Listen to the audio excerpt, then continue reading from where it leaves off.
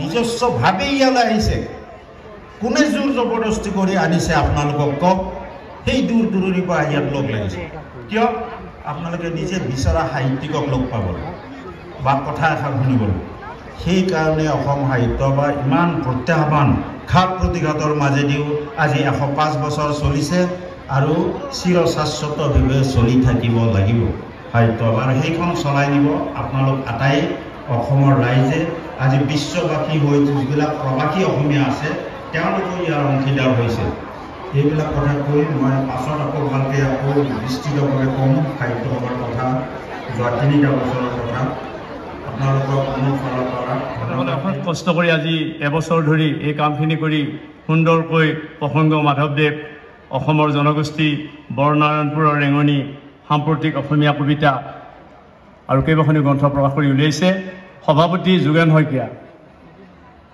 তেখেত অন্য কামত ব্যস্ত আছে। মুখ্য সম্পাদক কুমুদ শইকীয়া,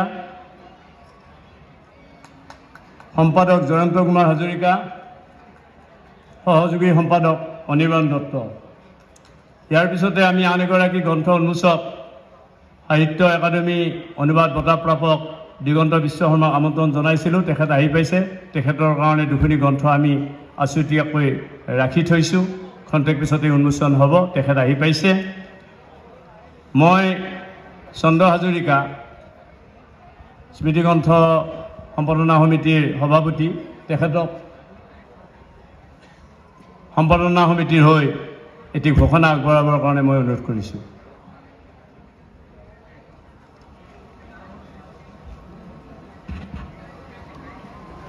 অসম সাহিত্য সভাৰ মাননীয় সভাপতি ডক্টৰ শইকীয়া ছাৰ, আজি গ্ৰন্থোন্মোচক বিশিষ্ট সাংবাদিক আৰু সাহিত্যিক মনোজ গোস্বামী ডাঙৰীয়া প্ৰমুখ্যে মঞ্চত উপবিষ্ট